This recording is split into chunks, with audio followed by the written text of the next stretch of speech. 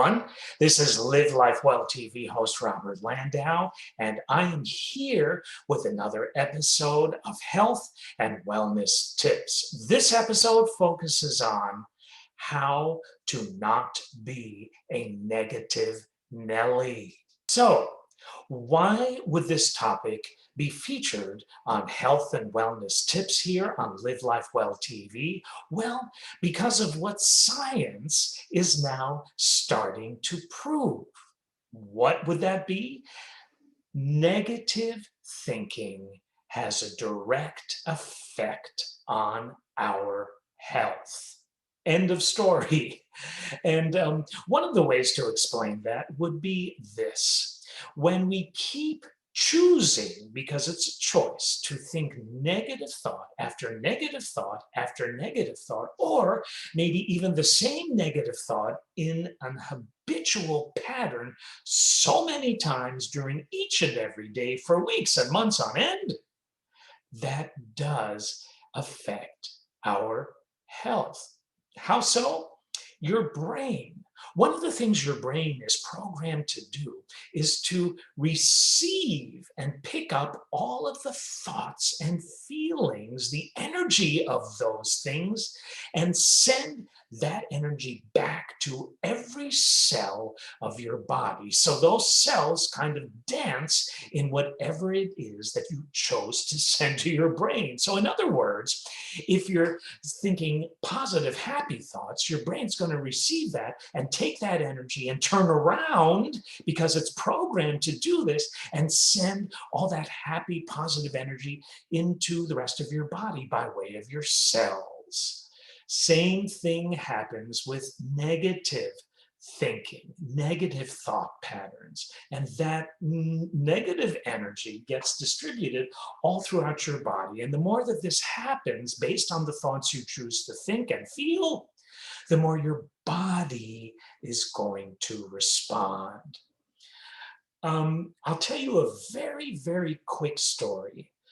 Many of you know that I was an international cruise director for many years, and every cruise I would stand at the gangway and welcome all the passengers on board whatever ship I was cruise directing on the first day of our cruise together. And I could always tell what type of cruise it was going to be based on the passengers' energy that I would welcome on board the ship that first cruise embarkation day. There were these two sisters who came aboard the ship one cruise, and they didn't look like sisters. Why? Because one greeted me like this: "Well, hello, Mr. Cruise Director. Great to see you. This is my sister, Mary. We're going to have a great cruise, and we're glad you're here, and we can't wait to see these Asian ports of call. Where's our cabin?" And right after her was her sister, Mary, and Mary's whole disposition was totally the opposite. It was more like, "Hello, Mary, your sister just told me who you were, so welcome aboard." And she responded, "Yeah, okay, where's my cabin? Where's my sister?" And I thought, oh boy, she's going to be an interesting one. And all throughout the cruise, it was a 2-week cruise, Hong Kong, Japan, China, South Korea, back to Hong Kong. And Mary was just not happy with anything. Her sister, Jessica, was overjoyed and more than thankful and grateful for everything, not only on the ship, but of course ashore, with what she encountered in these wonderful, once-in-a-lifetime ports of call. Mary's reaction to what was on board and ashore, not pleasant. And I heard from some of the shore excursion personnel in many of our ports of call along the way that Mary just was not very nice to them. It's interesting. But I thought this would be the last time I would see the two of those sisters because Mary just was not having a good time.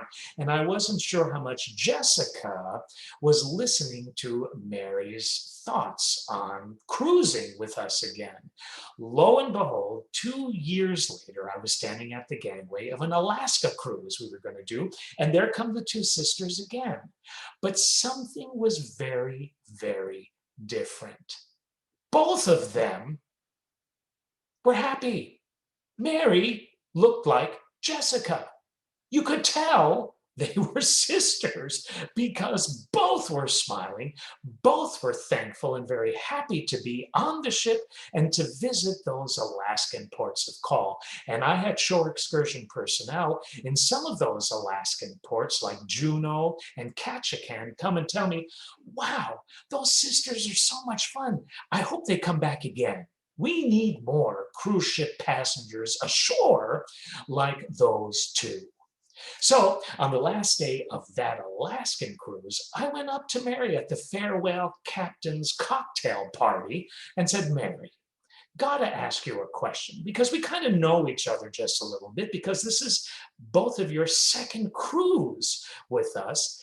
My question, and you don't have to answer it if you don't want to, but Mary, you're like two different people.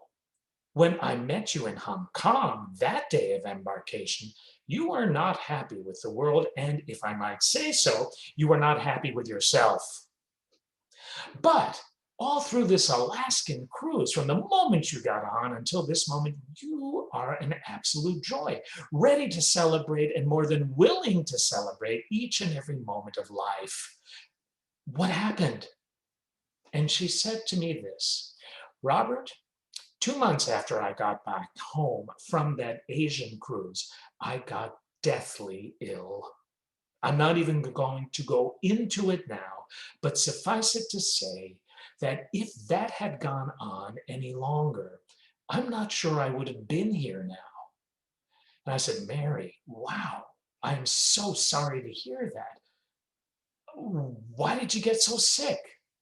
And she said, well, long story, but you know what it came down to after lots of research on my part and what my doctors were telling me?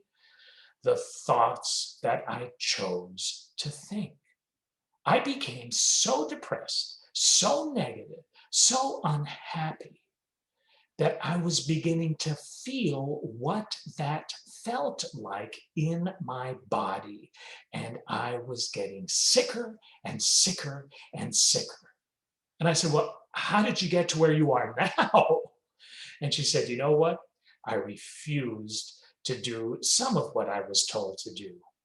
And what I did instead was work on my inner self, my mindset, how I talk to myself within myself. And I decided that I would really try to do some positive thinking within myself instead of constant negative thinking. And you know what? After just a couple of days of doing that, I was starting to feel so much better. So, with some of the medications I was given, but with some natural supplements, and most important medicine for me, Robert, was how I changed talking to myself, within myself, from negative thoughts to more positive thoughts. And you know what? Every once in a while, negative thoughts come back in, and that's okay, Robert, but I don't swim in them. As soon as they come in, I honor them, but I move on to more positive things. Thank you for asking, Robert. And you know what? I saw those sisters on 2 more cruises over the next 3 years. But that's a really good example of how negative thinking does not work for you, and being a negative Nellie is not in your best interests. Get this, just to reiterate what Mary was saying before I close, I believe that there is a direct connection between the negative thoughts we choose to think and our health, as I've said, as Mary said. It is said that when you are stressed or depressed, the cortisol levels in your body increase, making your immune system less able to control things like inflammation, which could lead to disease over time.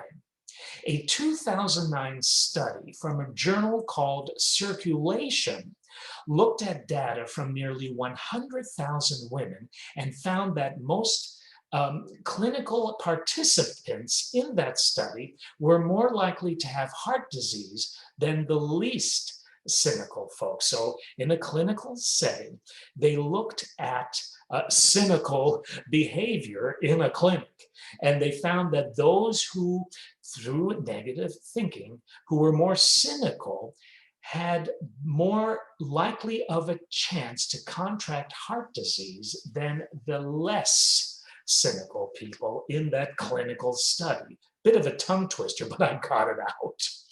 According to a 2014 study published in a journal called Stroke, people who scored higher on measures of unfriendliness, as well as those with chronic stress and depressive symptoms, had a higher risk of stroke than the friendlier, kinder participants. Depression can be linked to an increased risk for type 2 diabetes, heart attack, and a greater chance of disability later in life. Not only that, but when we choose to think negative thoughts on a habitual basis, we tend to overeat and overdrink and can't sleep, and so on and so forth. So the question becomes, before we close, how do you stop negative thinking? Well, it's kind of what Mary was saying. You have to care enough about yourself, number one, to do something about it, particularly if you find that it is not only affecting your health, but your spirit, your joy, your happiness. And if it is starting to do that, then here's what to do. Be aware of when you start to be a negative Nellie. And then it's one thing to be aware of it, but the next step, the most important step, is to do something about it. So what do you do when you start to think negative? Stop. Change your thought pattern.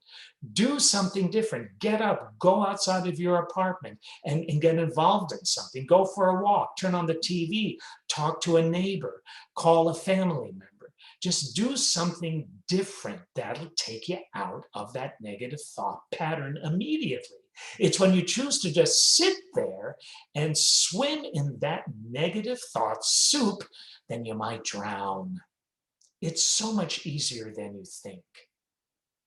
So many of you pray. Some of you meditate. Also being aware of just your natural breathing process and feeling that and thinking about that. Just your natural inhales and exhales, almost like you're meditating, will take you out of negative thought patterns. It's easy. All you got to do is do it. So in closing, my question to you is this. Are you a perpetual, habitual negative Nellie? Or might you be something greater? The choice is always yours. This has been Robert Landau, Live Life Well TV host, with another episode of Health and Wellness Tips. Smile and think positive. God bless. Thanks so much for watching. If you liked what you saw, if you resonated with it, please give the video a like. And also please subscribe to my YouTube channel so you can stay up to date with all the motivation I will continue to share with you. Thank you.